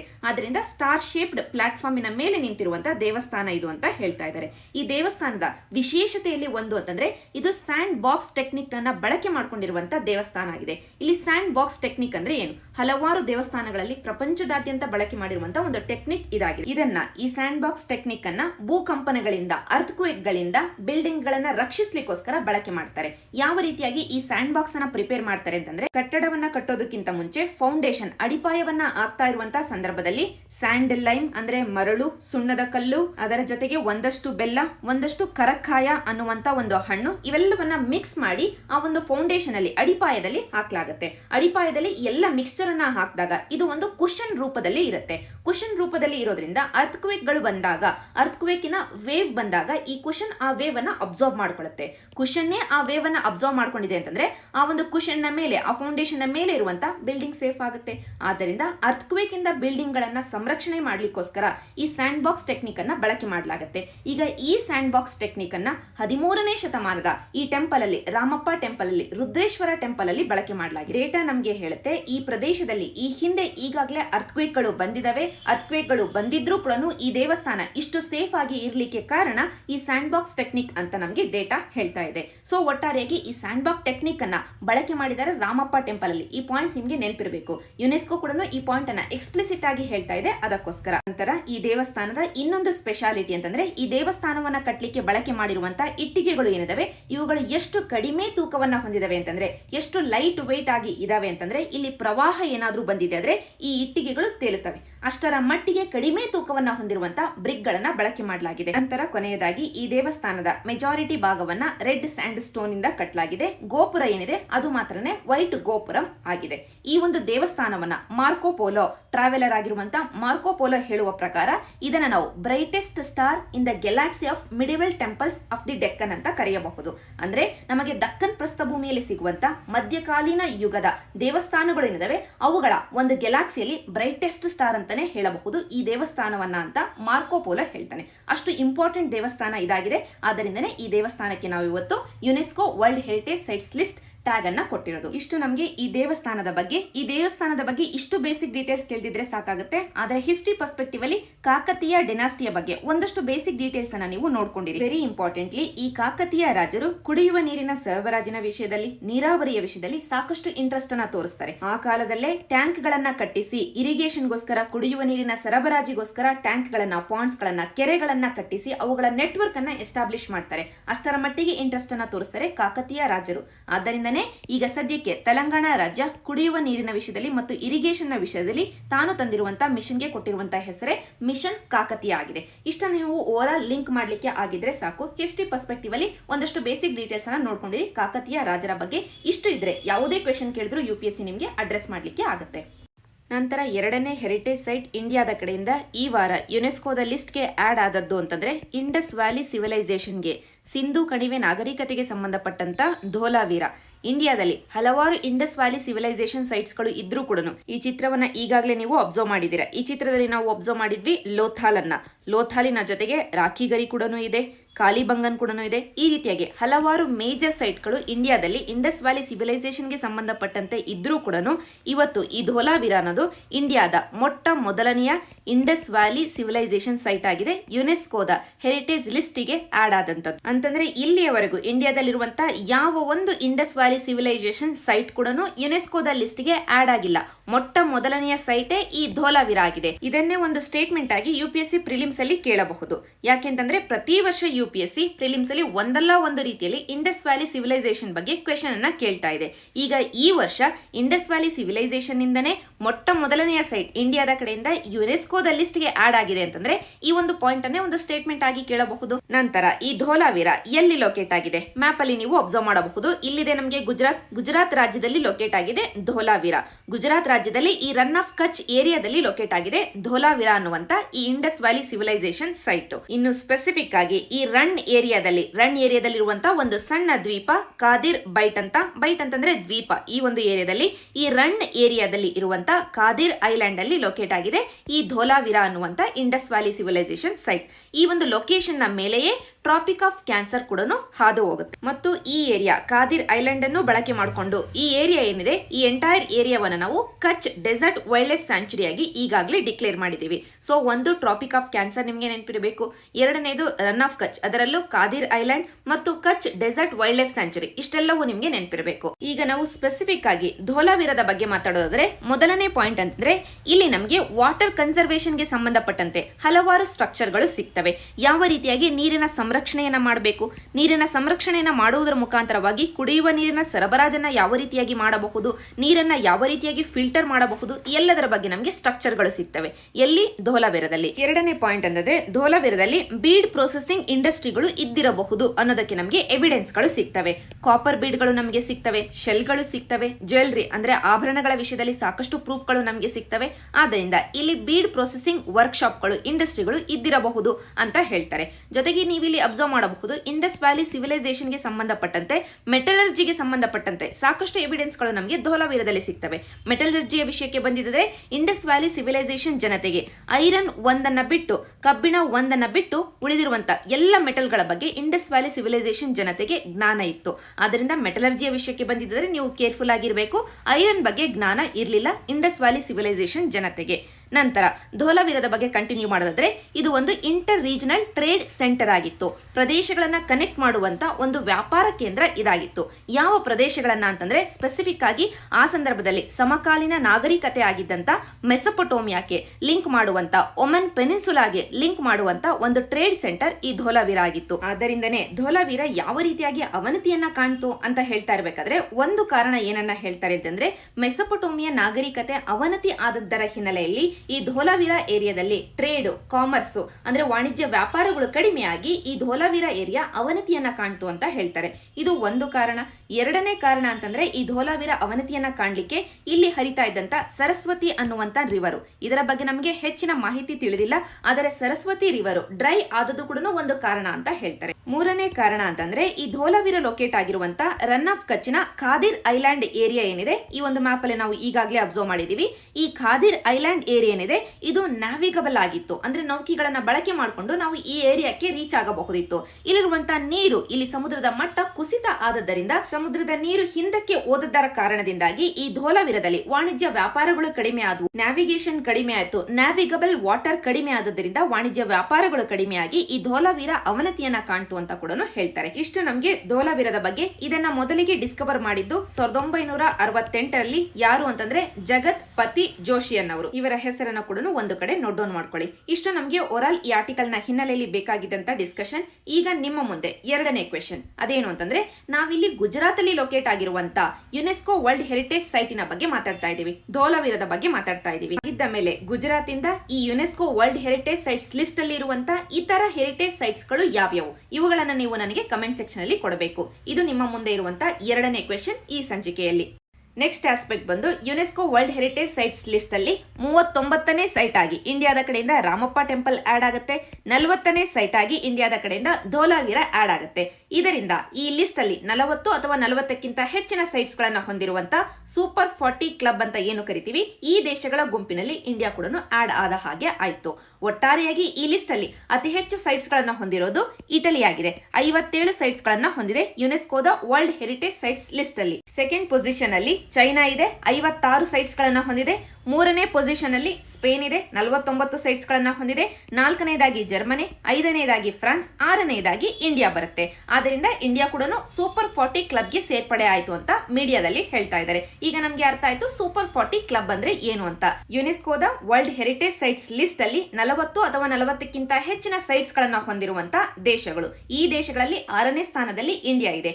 ಇಂಡಿಯಾ 40 ಸೈಟ್ಸ್ ಗಳನ್ನ ಹೊಂದಿದೆ ಈ ಲಿಸ್ಟ್. ಜೊತೆಗೆ ನ್ಯೂಸ್ ಪೇಪರ್ ಅಲ್ಲಿ ಇಂಡಿಯಾವನ್ನ ಬ್ರೌನ್ ಕಂಟ್ರಿ ಅಂತ ಕೂಡ ಮೆನ್ಷನ್ ಮಾಡ್ತಾರೆ. ಯಾಕೆ ಅಂತಂದ್ರೆ 40ರಿಂದ 49 ಹೆರಿಟೇಜ್ ಸೈಟ್ಸ್ ಗಳನ್ನ ಹೊಂದಿರುವಂತಹ ದೇಶಗಳನ್ನ ಬ್ರೌನ್ ಕಂಟ್ರಿ ಅಂತ ಕರೀತಾರೆ. ಇಲ್ಲಿ ನೀವು ಅಬ್ಸರ್ವ್ ಮಾಡಬಹುದು 40ರಿಂದ 49. ಆದ್ದರಿಂದ ಇಂಡಿಯಾ ಕೂಡ ಇದೆ. ಫ್ರಾನ್ಸ್, ಜರ್ಮನಿ, ಸ್ಪೇನ್ ಎಲ್ಲ ದೇಶಗಳನ್ನ ಬ್ರೌನ್ ಕಂಟ್ರಿ ಅಂತ ಕರೀತಾರೆ. ಅದೇ ಪರ್ಪಲ್ ಕಂಟ್ರೀಸ್ ಅಂತಂದ್ರೆ 49ಕ್ಕಿಂತ ಹೆಚ್ಚು ಹೆರಿಟೇಜ್ ಸೈಟ್ಸ್ ಗಳನ್ನ ಹೊಂದಿರುವಂತಹ ದೇಶಗಳು ಚೈನಾ ಮತ್ತು ಇಟಲಿ, ಈ 2 ದೇಶಗಳು ಮಾತ್ರನೇ ಇವತ್ತು ಪರ್ಪಲ್ ಕಂಟ್ರಿಗಳು ಆಗಿರೋದು. ಈ ತರ ಕಲರ್ ಗಳನ್ನ ಕೂಡ ನೀವು ಅಬ್ಸರ್ವ್ ಮಾಡಬಹುದು. ಮೀಡಿಯಾದಲ್ಲಿ ಇಂಡಿಯಾವನ್ನ ಬ್ರೌನ್ ಕಂಟ್ರಿ ಅಂತ ಯಾಕೆ ರೆಫರ್ ಮಾಡಿದ್ರು ಈ ಪಾಯಿಂಟ್ ನಿಮ್ಗೆ ಅರ್ಥ ಆಗಿದ್ರೆ ಸಾಕು. ಯಾಕೆಂತಂದ್ರೆ ಇಂಡಿಯಾ 40ಕ್ಕಿಂತ ಹೆಚ್ಚು ಹೆರಿಟೇಜ್ ಸೈಟ್ಸ್ ಗಳನ್ನ ಹೊಂದಿದೆ ಈ ಲಿಸ್ಟ್ ಅಲ್ಲಿ. ಆದ್ದರಿಂದ ನಂತರ ಕೊನೆಯದಾಗಿ ಇದೇ ವಾರ ಹೆರಿಟೇಜ್ ಸ್ಟೇಟಸ್ ಅನ್ನು ಕೂಡ ಒಂದು ಸಿಟಿ ಕಳ್ಕೊಳ್ಳುತ್ತೆ. ಈ UNESCO world heritage sites list ಏನಿದೆ ಈ ಲಿಸ್ಟ್ ಇಂದ ಹೆರಿಟೇಜ್ ಸ್ಟೇಟಸ್ ಅನ್ನ ಕಳೆದುಕೊಂಡು ಲಿಸ್ಟ್ ಇಂದ ಹೊರ ಬೀಳುತ್ತೆ ಒಂದು ಸಿಟಿ. ಅದು ಯಾವುದು ಅಂತಂದ್ರೆ ಲಿವರ್ಪೂಲ್ ಅನ್ನುವಂತ ಸಿಟಿ. ಈ ಸಿಟಿ ಎಲ್ಲಿ ಲೊಕೇಟ್ ಆಗಿದೆ ಅಂತ ಮ್ಯಾಪ್ ಅಲ್ಲಿ ನಾವು ಅಬ್ಸರ್ವ್ ಮಾಡಬಹುದು. ಇಲ್ಲಿದೆ ನಮಗೆ ಇಂಡಿಯಾ. ಇಂಡಿಯಾದಿಂದ ನಾವು ಯುರೋಪಿನ ಕಡೆಗೆ ಹೋಗಿದೆ ಆದ್ರೆ ಇಲ್ಲಿದೆ ನಮಗೆ ಯುಕೆ ಯಲ್ಲಿ ಇಂಗ್ಲೆಂಡ್ ಅಲ್ಲಿ ಈ ಒಂದು ಮ್ಯಾಪ್ ಅಲ್ಲಿ ನೀವು ಅಬ್ಸರ್ವ್ ಮಾಡಬಹುದು. ಇಲ್ಲಿ ಲೊಕೇಟ್ ಆಗಿದೆ ನಮಗೆ ಲಿವರ್ಪೂಲ್ ಅನ್ನುವಂತ ಸಿಟಿ. ಈ ಸಿಟಿಯಲ್ಲಿ ಹೆರಿಟೇಜ್ ಗೆ ಸಂಬಂಧಪಟ್ಟಂತೆ ಪರಂಪರೆಗೆ ಸಂಬಂಧಪಟ್ಟಂತೆ ಇದ್ದಂತ ಸ್ಟ್ರಕ್ಚರ್ ಗಳನ್ನ ಸಾಕಷ್ಟು ಮಾರ್ಪಾಡು ಮಾಡಲಾಗಿದೆ. ಆದ್ದರಿಂದ ಈ ಸಿಟಿಯಲ್ಲಿ ಈಗ ಹೆರಿಟೇಜ್ ಅನ್ನುವಂತ ಆಸ್ಪೆಕ್ಟ್ ಕಡಿಮೆ ಆಗಿದೆ ಅನ್ನುವ ಕಾರಣವನ್ನ ಕೊಟ್ಟು ಈ ಹೆರಿಟೇಜ್ ಸ್ಟೇಟಸ್ ಅನ್ನ ಹಿಂತೆಗೆದುಕೊಳ್ಳಲಾಗಿದೆ. ಸೊ ಲಿವರ್ಪೂಲ್ ಸಿಟಿ ನೆನ್ಪಿಟ್ಕೊಳ್ಬೇಕು, ಒಂದು ಕಡೆ ನೀವು ನೋಟ್ ಡೌನ್ ಮಾಡ್ಕೊಂಡಿರಿ. PIB ಅಲ್ಲಿ ಬಂದಂತ ಈ ಆರ್ಟಿಕಲ್ ಅಲ್ಲಿ ಹೇಳ್ತಾ ಇದ್ದಾರೆ, ಮಿನಿಸ್ಟ್ರಿ ಆಫ್ ಕಲ್ಚರ್ ಮತ್ತು ಶಿಪ್ಪಿಂಗ್ ಮಿನಿಸ್ಟ್ರಿ ಒಂದು MOU ಅನ್ನ ಸಹಿ ಮಾಡಿದವೆ. ಯಾತಕ್ಕೋಸ್ಕರ ಅಂತಂದ್ರೆ ಗುಜರಾತಿನ ಲೋತಾಲಿನ ಹತ್ತಿರ ಒಂದು ನ್ಯಾಷನಲ್ ಮ್ಯಾರಿಟೈಮ್ ಹೆರಿಟೇಜ್ ಕಾಂಪ್ಲೆಕ್ಸ್ ಅನ್ನ ಡೆವಲಪ್ ಮಾಡ್ಲಿಕ್ಕೋಸ್ಕರ. ಈ ಒಂದು ವಿಷಯವನ್ನ ಈಗಾಗಲೇ ನಾವು ಬಜೆಟಿನ ಸಂದರ್ಭದಲ್ಲಿ ಡಿಸ್ಕಸ್ ಮಾಡಿದೀವಿ. ಈಗ ಇದು ಇಂಪ್ಲಿಮೆಂಟೇಷನ್ಗೆ ಬರ್ತಾ ಇದೆ. ಈಗ ಈ ಒಂದು ಆರ್ಟಿಕಲ್ ನ ಹಿನ್ನೆಲೆಯಲ್ಲಿ ಲೋತಾಲಿನ ಬಗ್ಗೆ ಒಂದಷ್ಟು ಬೇಸಿಕ್ ಡೀಟೇಲ್ಸ್ ಅನ್ನ ನೋಡೋಣ. ಯಾಕೆಂತಂದ್ರೆ ವೆರಿ ಇಂಪಾರ್ಟೆಂಟ್ ಈಗ ಬರ್ತಾ ಇರುವಂತಹ ಪ್ರಿಲಿಮ್ಸ್ ಪರ್ಸ್ಪೆಕ್ಟಿವ್ ಅಲ್ಲಿ ಅದಕ್ಕೋಸ್ಕರ. ಸೊ ಮೊದಲನೇ ಪಾಯಿಂಟ್ ಅಂತಂದ್ರೆ ಈಗ ಲೋತಾಲಿನ ಹತ್ತಿರ ನ್ಯಾಷನಲ್ ಮ್ಯಾರಿಟೈಮ್ ಹೆರಿಟೇಜ್ ಕಾಂಪ್ಲೆಕ್ಸ್ ಅನ್ನ ನಾವು ಡೆವಲಪ್ ಮಾಡ್ತಾ ಇರೋದು. ಇದನ್ನೇ ಡೈರೆಕ್ಟ್ ಆಗಿ ಒಂದು ಪಾಯಿಂಟ್ ಅನ್ನ ಕೇಳಬಹುದು UPSC ಪ್ರಿಲಿಮ್ಸ್ ಅಲ್ಲಿ, ಯಾವ ಸ್ಥಳದಲ್ಲಿ ನಾವು ನ್ಯಾಷನಲ್ ಮ್ಯಾರಿಟೈಮ್ ಹೆರಿಟೇಜ್ ಕಾಂಪ್ಲೆಕ್ಸ್ ಅನ್ನ ಡೆವಲಪ್ ಮಾಡ್ತಿದೀವಿ ಅಂತ. ಲೋಥಾಲ್ ಅಂತ ನಿಮ್ಗೆ ನೆನಪಿರಬೇಕು. ಲೋಥಾಲೇ ಯಾಕೆ ಅಂತ ನಾವೀಗ ಡಿಸ್ಕಸ್ ಮಾಡೋಣ. ಮೊದಲಿಗೆ ಈ ಲೋಥಾಲ್ ಸ್ಥಳ ಮ್ಯಾಪ್ ಅಲ್ಲಿ ಎಲ್ಲಿ ಲೊಕೇಟ್ ಆಗಿದೆ ಅಂತ ಅಬ್ಸರ್ವ್ ಮಾಡೋದಾದ್ರೆ, ಈ ಮ್ಯಾಪ್ ಇಂಡಸ್ ವ್ಯಾಲಿ ಸಿವಿಲೈಸೇಷನ್ ನ ಮೇಜರ್ ಸ್ಥಳಗಳನ್ನ ಹೊಂದಿರುವಂತ ಮ್ಯಾಪ್ ಆಗಿದೆ. ಈ ಮ್ಯಾಪ್ ಅಲ್ಲಿ ನಾವು ಅಬ್ಸರ್ವ್ ಮಾಡಬೇಕಾಗಿರೋದು ಗುಜರಾತಿನ ಈ ಸ್ಥಳವನ್ನ. ಈ ಸ್ಥಳದಲ್ಲಿ ಸಾಕಷ್ಟು ಇಂಡಸ್ ವ್ಯಾಲಿ ಸಿವಿಲೈಸೇಷನ್ ಸ್ಥಳಗಳು ನಮಗೆ ಸಿಗ್ತವೆ. ಇಲ್ಲಿ ಲೋಥಾಲ್ ಅನ್ನು ನಾವು ಅಬ್ಸರ್ವ್ ಮಾಡಿದ್ರೆ ಈ ಗಲ್ಫ್ ಆಫ್ ಕಂಬತ್ತಿನ ಹತ್ತಿರದಲ್ಲೇ ಲೊಕೇಟ್ ಆಗಿರುವಂತ ಒಂದು ಸ್ಥಳ ಈ ಲೋಥಾಲ್ ಆಗಿದೆ. ಲೋಥಾಲ್ ಗಲ್ಫ್ ಆಫ್ ಕಂಬತ್ಗೆ ಹರಿದು ಬರುವಂತ ಸಾಬರಮತಿ ನದಿಯ ಒಂದು ಟ್ರಿಬ್ಯೂಟರಿ ಆಗಿರುವಂತ ಭೊಗಾವಾ ಅನ್ನುವಂತ ನದಿ, ಈ ನದಿಯ ಬ್ಯಾಂಕ್ಸ್ ಅಲ್ಲೇ ಲೊಕೇಟ್ ಆಗಿದೆ ಲೋಥಾಲ್. ಸೊ ಮೊದಲನೇ ಪಾಯಿಂಟ್ ಅಂತಂದ್ರೆ ಇಂಡಸ್ ವ್ಯಾಲಿ ಸಿವಿಲೈಸೇಷನ್ ಗೆ ಸಂಬಂಧಪಟ್ಟಂತ ಲೋಥಾಲ್ ಅನ್ನುವಂತ ಸ್ಥಳ ಏನಿದೆ, ಇದು ಇಂಡಸ್ ವ್ಯಾಲಿ ಸಿವಿಲೈಸೇಷನ್ ಗೆ ಒಂದು ಡಾಕ್ ಯಾರ್ಡ್ ಅಥವಾ ಬಂದರಿನ ರೂಪದಲ್ಲಿ ಕೆಲಸವನ್ನ ಮಾಡಿತ್ತು. ಇದು ಎಲ್ಲಿ ಲೊಕೇಟ್ ಆಗಿದೆ ಅಂತಂದ್ರೆ ಗುಜರಾತಿನ ಗಲ್ಫ್ ಆಫ್ ಕಂಬತ್ಗೆ ಹರಿದು ಬರುವಂತ ಸಾಬರಮತಿ ನದಿಯ ಟ್ರಿಬ್ಯೂಟರಿ ಆಗಿರುವಂತ ಭೊಗಾವಾ ನದಿಯ ದಡದಲ್ಲಿ ಲೊಕೇಟ್ ಆಗಿದೆ. ಇದನ್ನೇ ಡೈರೆಕ್ಟ್ಲಿ ಪ್ರಿಲಿಮ್ಸ್ ಅಲ್ಲಿ ಕೇಳಬಹುದು, ಆದ್ದರಿಂದ ನೆನ್ಪಿಟ್ಕೊಳ್ಳಿ. ಜೊತೆಗೆ ಇಲ್ಲಿ ಇನ್ನೊಂದು ಪಾಯಿಂಟ್ ಅಂತಂದ್ರೆ, ಯೂಶಲಿ ನಾವು ಈ ಒಂದು ವಿಡಿಯೋದಲ್ಲಿ ಡಿಸ್ಕಸ್ ಮಾಡುವಂತ ಪಾಯಿಂಟ್ ಗಳನ್ನ ನೀವು ಈ ಪಾಯಿಂಟ್ ಗಳನ್ನ ಐಸೋಲೇಟೆಡ್ ಆಗಿ ನೋಡದೆ ಪ್ರಿಲಿಮ್ಸ್ ಕ್ವೆಶನ್ಸ್ ಅನ್ನ ಸಾಲ್ವ್ ಮಾಡ್ತಾ ಇರಬೇಕಾದ್ರೆ ಎಜುಕೇಟೆಡ್ ಗೆಸ್ಗೋಸ್ಕರ ಬಳಕೆ ಮಾಡ್ಕೊಳ್ಬೇಕು. ಯಾಕೆ ಅಂತಂದ್ರೆ ಫಾರ್ ಎಕ್ಸಾಂಪಲ್ ಇಲ್ಲೇ ನೀವು ಅಬ್ಸರ್ವ್ ಮಾಡಿದ್ರೆ ನಾವು ಡಿಸ್ಕಸ್ ಮಾಡ್ತಾ ಇರೋದು ಲೋತಾಲಿನ ಬಗ್ಗೆ. ಗಲ್ಫ್ ಆಫ್ ಕಂಬತ್ಗೆ ಹರಿದು ಬರುವಂತ ಸಾಬರಮತಿ ನದಿಯನ್ನು ನಾವಿಲ್ಲಿ ರೆಫರ್ ಮಾಡ್ತಾ ಇದೀವಿ. ಇನ್ ಕೇಸ್ UPSC ಪ್ರಿಲಿಮ್ಸ್ ಅಲ್ಲಿ ಏನಾದ್ರು ಗಲ್ಫ್ ಆಫ್ ಕಂಬತ್ಗೆ ಈ ಕೆಳಗಡೆ ಕೊಟ್ಟಿರುವಂತ ಯಾವ ನದಿಗಳು ಹರಿದು ಬರ್ತವೆ ಅಂತ ಕೇಳಿದಾಗ ಅಲ್ಲಿ ಸಾಬರಮತಿ ಇದ್ದಿದ್ದೆ ಆದ್ರೆ ಆಗ ನಿಮಗೆ ಐಡೆಂಟಿಫೈ ಮಾಡ್ಲಿಕ್ಕೆ ಆಗಬೇಕು. ಅಂದ್ರೆ ಈ ವೀಕ್ಲಿ ಕರೆಂಟ್ ಅಫೇರ್ಸ್ ಅಲ್ಲಿ ನಾವು ಡಿಸ್ಕಸ್ ಮಾಡುವಂತ ಇನ್ಫಾರ್ಮೇಶನ್ ಏನಿರುತ್ತೆ ಇದನ್ನ ಬೇರೆ ಬೇರೆ ಕ್ವೆಶನ್ ಗಳಲ್ಲಿ ನೀವು ಅಪ್ಲೈ ಮಾಡಿ ಎಜುಕೇಟೆಡ್ ಗೆಸ್ ಮಾಡೋದನ್ನ ಜಾಸ್ತಿ ಮಾಡಬೇಕು. ಪ್ರಿಲಿಮ್ಸ್ ಹತ್ರ ಬರ್ತಾ ಇರಬೇಕಾದ್ರೆ ಈ ಎಜುಕೇಟೆಡ್ ಗೆಸ್ ಮಾಡುವಂತ ಸ್ಕಿಲ್ ಅನ್ನ ನೀವು ಬೆಳೆಸ್ಕೊಳ್ತಾ ಹೋಗಬೇಕು. ಈ ವಿಷಯದಲ್ಲಿ ನಿಮ್ಗೆ ಏನಾದ್ರೂ ಡೌಟ್ ಇದ್ರೆ ಕಮೆಂಟ್ ಸೆಕ್ಷನ್ ಅಲ್ಲಿ ಕೇಳಿ. ನಾವು MCQ ವಿಡಿಯೋದಲ್ಲಿ ಇನ್ನು ಇನ್ ಡೀಟೇಲ್ಡ್ ಆಗಿ ಡಿಸ್ಕಸ್ ಮಾಡೋಣ. ಯಾವ ರೀತಿಯಾಗಿ ನಮಗೆ ಗೊತ್ತಿರುವಂತ ಇನ್ಫಾರ್ಮೇಶನ್ ನ ಎಜುಕೇಟೆಡ್ ಗೆಸ್ ಮಾಡ್ಲಿಕ್ಕೆ ಬಳಕೆ ಮಾಡ್ಕೊಳ್ಬಹುದು ಅನ್ನೋದ್ರ ಬಗ್ಗೆ ಡಿಸ್ಕಸ್ ಮಾಡೋಣ. ಈಗ ಸದ್ಯಕ್ಕೆ ಇಲ್ಲಿ ಸಿಗುವಂತ ಇನ್ಫಾರ್ಮೇಶನ್ ನ ಬೇರೆ ಬೇರೆ ಕ್ವೆಶನ್ ಗಳಿಗೆ ಅಪ್ಲೈ ಮಾಡ್ಲಿಕ್ಕೆ ನೀವು ಟ್ರೈ ಮಾಡಿ. ಈಗ ನಾವು ವಾಪಸ್ಸು ಟಾಪಿಕ್ ಈಗ ಬರೋಣ. ಟಾಪಿಕ್ ಅಲ್ಲಿ ನಮಗೆ ಬೇಕಾಗಿರೋದು ಲೋಥಾಲ್ ಅನ್ನುವಂತ ಸ್ಥಳ. ಇದು ಇಂಡಸ್ ವ್ಯಾಲಿ ಸಿವಿಲೈಸೇಷನ್ ಗೆ ಸಂಬಂಧಪಟ್ಟಂತ ಒಂದು ಸ್ಥಳ ಆಗಿದೆ. ಇದು ಇಂಡಸ್ ವ್ಯಾಲಿ ಸಿವಿಲೈಸೇಷನ್ ಗೆ ಡಾಕ್ ಯಾರ್ಡ್ ಅಥವಾ ಬಂದರಿನ ರೂಪದಲ್ಲಿ ಕೆಲಸವನ್ನ ಮಾಡಿದೆ. ಇದು ಎಲ್ಲಿ ಲೊಕೇಟ್ ಆಗಿದೆ ಅಂತಂದ್ರೆ ಗುಜರಾತಿನ ಗಲ್ಫ್ ಆಫ್ ಕಂಬತ್ಗೆ ಹರಿದು ಬರುವಂತ ಸಾಬರಮತಿ ನದಿಯ ಟ್ರಿಬ್ಯೂಟರಿ ಆಗಿರುವಂತ ಭೊಗಾವಾ ನದಿಯ ದಡದಲ್ಲಿ ಈ ಲೋಥಾಲ್ ಅನ್ನುವಂತ ಸ್ಥಳ ಲೊಕೇಟ್ ಆಗಿದೆ. ಇದು ಜಿಯೋಗ್ರಫಿ ಆಯ್ತು. ಈಗ ಈ ಲೋಥಾಲಿನ ಹಿಸ್ಟ್ರಿಯನ್ನ ನೋಡೋದಾದ್ರೆ ಇದು ಡೆವಲಪ್ ಆದದ್ದು, ಈ ಲೋಥಾಲ್ ಸಿಟಿ ಡೆವಲಪ್ ಆದದ್ದು ಅರೌಂಡ್ 2400 BCE. ಅಷ್ಟು ಹಿಂದಿನ ಸ್ಥಳ ಇದಾಗಿದೆ. ಇದು ಇಂಡಸ್ ವ್ಯಾಲಿ ಸಿವಿಲೈಸೇಷನ್ ಗೆ ಸಂಬಂಧಪಟ್ಟಂತ ಒಂದು ಸ್ಥಳ ಆಗಿದೆ. ಈ ಇಂಡಸ್ ವ್ಯಾಲಿ ಸಿವಿಲೈಸೇಷನ್ ನ ಸದರನ್ ಮೋಸ್ಟ್ ಸಿಟಿಗಳಲ್ಲಿ ಇದು ಕೂಡ ಒಂದಾಗಿದೆ. ಯಾಕೆ ಅಂತಂದ್ರೆ ಈ ಮ್ಯಾಪ್ ಅಲ್ಲಿ ನೀವು ಮತ್ತೆ ಅಬ್ಸರ್ವ್ ಮಾಡಬಹುದು, ಇಂಡಸ್ ವ್ಯಾಲಿ ಸಿವಿಲೈಸೇಷನ್ ನ ಸಿಟಿಗಳಲ್ಲಿ ಸದರನ್ ಏರಿಯಾಕ್ಕೆ ನಾವು ಬಂದಿದ್ದೆ ಆದ್ರೆ, ದಕ್ಷಿಣ ಭಾಗಕ್ಕೆ ಬಂದಿದ್ದೆ ಆದ್ರೆ ಇಂಡಸ್ ವ್ಯಾಲಿ ಸಿಟಿಗಳ ದಕ್ಷಿಣ ಭಾಗ ಅಂತಂದ್ರೆ ನಮ್ಮ ಗುಜರಾತಿನ ಏರಿಯಾ. ಈ ಗುಜರಾತಿನ ಏರಿಯಾದಲ್ಲಿರುವಂತಹ ಸ್ಥಳಗಳನ್ನು ನೀವು ಅಬ್ಸರ್ವ್ ಮಾಡಿದ್ರೆ ಧೋಲಾವೀರ ಇದೆ, ಸುರ್ಕಾಟೋಡಾ ಇದೆ, ಲೋಥಾಲ್ ಇದೆ. ಆದ್ದರಿಂದ ಇಂಡಸ್ ವ್ಯಾಲಿ ಸಿವಿಲೈಸೇಷನ್ ನ ಸದರನ್ ಮೋಸ್ಟ್ ಸಿಟಿಗಳಲ್ಲಿ ಇದು ಕೂಡ ಒಂದಾಗಿದೆ ಅಂತ ಇಲ್ಲಿ ಹೇಳ್ತಾ ಇದ್ದಾರೆ. ಒಟ್ಟಾರೆಯಾಗಿ 2 ಪಾಯಿಂಟ್ಗಳು ನಮಗೆ ಕ್ಲಿಯರ್ ಆದವು. ಒಂದು, ಈ ಒಂದು ಲೋಥಾಲ್ ಅನ್ನುವಂತ ಸಿಟಿ ಗುಜರಾತಿನ ಗಲ್ಫ್ ಆಫ್ ಕಂಬತ್ತಿನ ಹತ್ತಿರ ಸಾಬರಮತಿ ನದಿ ಏನು ಹರಿಯುತ್ತೆ ಅದರ ಟ್ರಿಬ್ಯೂಟರಿ ಆಗಿರುವಂತ ಭೊಗಾವಾ ನದಿಯ ದಡದ ಮೇಲೆ ಇದು ಲೊಕೇಟ್ ಆಗಿರೋದು. ಇದು ಜಿಯೋಗ್ರಫಿ ಆಸ್ಪೆಕ್ಟ್ ಆಯ್ತು. ಹಿಸ್ಟ್ರಿ ಆಸ್ಪೆಕ್ಟ್ ಅಲ್ಲಿ ಇಂಡಸ್ ವ್ಯಾಲಿ ಸಿವಿಲೈಸೇಷನ್ ಗೆ ಸಂಬಂಧಪಟ್ಟಂತ ಸ್ಥಳ ಇದಾಗಿದೆ. ಈ ಇಂಡಸ್ ವ್ಯಾಲಿ ಸಿವಿಲೈಸೇಷನ್ ಗೆ ಬಂದರಿನ ರೂಪದಲ್ಲಿ ಕೆಲಸವನ್ನ ಮಾಡ್ತು ಈ ಲೋಥಾಲ್ ಅನ್ನುವಂತ ಸಿಟಿ. ಆ ಕಾರಣಕ್ಕೋಸ್ಕರನೇ ಇವತ್ತು ನಾವು national national maritime heritage complex ಅನ್ನ ಇಲ್ಲಿ ಡೆವಲಪ್ ಮಾಡ್ತಾ ಇರೋದು. ಮ್ಯಾರಿಟೈಮ್ ಬಗ್ಗೆ, ಕಡಲಿನ ಬಗ್ಗೆ ನಾವು ಮಾತಾಡ್ತಾ ಇದ್ದೀವಿ. ಯಾಕೆ ಅಂತಂದ್ರೆ ಲೋಥಲ್ ಇಂಡಸ್ ವ್ಯಾಲಿ ಸಿವಿಲೈಸೇಷನ್ಗೆ ಬಂದರಿನ ರೂಪದಲ್ಲಿ ಕೆಲಸವನ್ನ ಮಾಡಿದೆ, ಅದಕ್ಕೋಸ್ಕರ. ನಂತರ ಆರ್ಕಿಯಾಲಜಿಕಲ್ ಸರ್ವೆ ಆಫ್ ಇಂಡಿಯಾ ಹೇಳುತ್ತೆ ಲೋಥಾಲ್ ಅನ್ನ ನಾವು ವರ್ಲ್ಡ್ಸ್ ಅರ್ಲಿಯೆಸ್ಟ್ ನೋನ್ ಡಾಕ್ಯಾರ್ಡ್ ಅಂದ್ರೆ ಪ್ರಪಂಚದ ಅತಿ ಪ್ರಾಚೀನ ಬಂದರು ನೆಲೆ ಅಂತ ಕರೆಯಬಹುದು ಅಂತ ಆರ್ಕಿಯಾಲಜಿಕಲ್ ಸರ್ವೆ ಆಫ್ ಇಂಡಿಯಾ ಹೇಳುತ್ತೆ. ಇಂಡಸ್ ವ್ಯಾಲಿ ಸಿವಿಲೈಸೇಷನ್ ನ ಸಂದರ್ಭದಲ್ಲಿ ಈ ಲೋಥಾಲು ಇಂಡಿಯಾವನ್ನ ಮತ್ತು ಆಫ್ರಿಕಾವನ್ನ, ಇಂಡಿಯಾವನ್ನ ಮತ್ತು ವೆಸ್ಟ್ ಏಷ್ಯಾವನ್ನ ಕನೆಕ್ಟ್ ಮಾಡುತ್ತೆ ಟ್ರೇಡಿನ ಮುಖಾಂತರವಾಗಿ. ವಾಣಿಜ್ಯ ವ್ಯಾಪಾರ ಇಂಡಿಯಾ ಮತ್ತು ವೆಸ್ಟ್ ಏಷ್ಯಾದ ಜೊತೆಗೆ ಅಂದ್ರೆ ಆ ಸಂದರ್ಭದಲ್ಲಿ ಅಲ್ಲಿ ಮೆಸೊಪಟೋಮಿಯಂ ಸಿವಿಲೈಸೇಷನ್ ಇತ್ತು, ಅದರ ಜೊತೆಗೆ ಕನೆಕ್ಟ್ ಆಗ್ಲಿಕ್ಕೆ, ಅದರ ಜೊತೆಗೆ ಇಂಡಸ್ ವ್ಯಾಲಿ ಸಿವಿಲೈಸೇಷನ್ ಅವರು ವ್ಯಾಪಾರವನ್ನ ಮಾಡ್ಲಿಕ್ಕೆ ಲೋಥಾಲ್ ಸಹಾಯಕ್ಕೆ ಬಂದಿದೆ. ಆ ಸಂದರ್ಭದಲ್ಲಿ ನಡೀತಾ ಇದ್ದಂತ ವಾಣಿಜ್ಯ ವ್ಯಾಪಾರ ಬೀಡ್ಸ್ ಅಲ್ಲಿ, ಜೆಮ್ಸ್ ಅಲ್ಲಿ, ವ್ಯಾಲ್ಯೂಬಲ್ ಆರ್ನಮೆಂಟ್ಸ್ ಅಲ್ಲಿ ಅಂದ್ರೆ ರತ್ನಗಳು, ಮಣಿಗಳು, ಆಭರಣಗಳು ಇವುಗಳಲ್ಲಿ ನಡೀತಾ ಇದ್ದಂತ ವ್ಯಾಪಾರ ಆ ಸಂದರ್ಭದಲ್ಲಿ ಆ ವ್ಯಾಪಾರವನ್ನ ಕನೆಕ್ಟ್ ಮಾಡುತ್ತೆ ಲೋಥಾಲ್ ಸಿಟಿ. ಅದಕ್ಕೆ ನಮಗೆ ಸಾಕ್ಷಿ ಇವತ್ತು ಕೂಡ ಸಿಗ್ತಾ ಇದೆ. ಇದರ ಅರ್ಥ ಏನು ಅಂತಂದ್ರೆ ಆ ಸಂದರ್ಭದಲ್ಲಿ ಅಂದ್ರೆ 4000 ವರ್ಷಗಳ ಹಿಂದೆ ನಡೆದಂತ ವ್ಯಾಪಾರ, ಆ ಸಂದರ್ಭದಲ್ಲಿ ಬಳಕೆ ಮಾಡಿದಂತ ಟೆಕ್ನಿಕ್ಗಳು, ಆ ಸಂದರ್ಭದಲ್ಲಿ ಬಳಕೆ ಮಾಡಿದಂತ ಟೂಲ್ಗಳು ಇವತ್ತು ಕೂಡ ನಮಗೆ ಸಿಗ್ತಾ ಇದಾವೆ ಅಂತಂದ್ರೆ ಅವರ ಮೆಟಲರ್ಜಿಯ ಬಗ್ಗೆ ನಮಗೆ ಒಂದಷ್ಟು ಐಡಿಯಾ ಸಿಗ್ತಾ ಇದೆ ಈ ಲೋಥಾಲ್ ಅಲ್ಲಿ ನಮಗೆ ಸಿಕ್ಕಿರುವಂತ ಸಾಕ್ಷಿಗಳ ಆಧಾರದ ಮೇಲೆ ಅಂತ ಈ ಒಂದು ಆರ್ಟಿಕಲ್ ಅಲ್ಲಿ ಹೇಳ್ತಾ ಇದ್ದಾರೆ. ಲೋಥಾಲ್ ಇಷ್ಟರ ಮಟ್ಟಿಗೆ ಪಾರಂಪರಿಕ ಪ್ರಾಮುಖ್ಯತೆಯನ್ನು ಹೊಂದಿರೋದ್ರಿಂದ, ಹೆರಿಟೇಜ್ ವ್ಯಾಲ್ಯೂ ಅನ್ನ ಹೊಂದಿರೋದ್ರಿಂದ ಈಗ UNESCO world heritage sites list ಗೆ ಇದನ್ನ ಆಡ್ ಮಾಡಬೇಕು ಅಂತ ಈಗಾಗಲೇ ನಾವು ನಾಮಿನೇಟ್ ಮಾಡಿದೀವಿ. ಈಗ ಸದ್ಯಕ್ಕೆ ಇದು ಟೆಂಟೇಟಿವ್ ಲಿಸ್ಟ್ ಅಲ್ಲಿ ಪೆಂಡಿಂಗ್ ಸ್ಟೇಟಸ್ ಅಲ್ಲಿ ಇದೆ. ಆದಷ್ಟು ಬೇಗ UNESCO world heritage sites list ಗೆ ಲೋಥಾಲ್ ಅನ್ನ ಆಡ್ ಮಾಡುವಂತ ಸಾಧ್ಯತೆ ಇದೆ. ಈ ಆರ್ಟಿಕಲ್ ಅಲ್ಲಿ ಹೇಳ್ತಾ ಇದ್ದಾರೆ ಮಹಾರಾಷ್ಟ್ರದ ನಾಸಿಕ್ಕಿನ ಹತ್ತಿರದಲ್ಲಿರುವಂತ ನಾಸಿಕ್ ಕೇವ್ಸ್ ಅಥವಾ ಪಾಂಡವ್ಲೇನಿ ಕೇವ್ಸ್ ಗುಹಾಂತರ ದೇವಾಲಯಗಳು, ಈ ಕೇವ್ ಕಾಂಪ್ಲೆಕ್ಸಿನ ಹತ್ತಿರದಲ್ಲಿ ಈಗ 3 ಹೊಸ ಕೇವ್ಸ್ ಗಳನ್ನ ಗುರುತಿಸಲಾಗಿದೆ ಅಂತ ಈ ಆರ್ಟಿಕಲ್ ಅಲ್ಲಿ ಹೇಳ್ತಾ ಇದ್ದಾರೆ. ಇಲ್ಲಿ ನಾಸಿಕ್ ಕೇವ್ ಗಳನ್ನೇ ಪಾಂಡವ್ಲೇನಿ ಕೇವ್ಸ್ ಅಂತ ಕೂಡ ಕರೀತಾರೆ, ಅಥವಾ ಇದಕ್ಕೆ ಇನ್ನೂ ಒಂದು ಹೆಸರಿದೆ ತ್ರಿರಶ್ಮಿ ಕೇವ್ಸ್ ಅಂತ. ಇವುಗಳಲ್ಲಿ ನಾಸಿಕ್ ಕೇವ್ಸ್ ಅಂದ್ರೂ ಒಂದೇ, ಪಾಂಡವ್ಲೇನಿ ಕೇವ್ ಕಾಂಪ್ಲೆಕ್ಸ್ ಅಂದ್ರೂ ಒಂದೇ, ತ್ರಿರಶ್ಮಿ ಕೇವ್ಸ್ ಅಂದ್ರೂ ಒಂದೇ. ಈ ವರ್ಷದಲ್ಲಿ ಸದ್ಯಕ್ಕೆ ಈಗ ಈ ತ್ರಿರಶ್ಮಿ ಕೇವ್ಸ್ ಅನ್ನುವಂತ ಹೆಸರನ್ನೇ ಬಳಕೆ ಮಾಡ್ತಾ ಇರೋದ್ರಿಂದ ಮೀಡಿಯಾದಲ್ಲಿ ನೀವು ನೆನ್ಪಿಟ್ಕೊಳ್ಬೇಕು, ತ್ರಿರಶ್ಮಿ ಕೇವ್ಸ್ ಅನ್ನೋದು ತ್ರಿರಶ್ಮಿ ಹಿಲ್ಸ್ ಅಲ್ಲಿ ಇರುವಂತ ನಾಸಿಕ್ಕಿನ ಹತ್ತಿರದಲ್ಲಿರುವಂತ ನಾಸಿಕ್ ಕೇವ್ಸ್ ಗೆ ನಾವು ರೆಫರ್ ಮಾಡ್ತಾ ಇರೋದು ಅಂತ.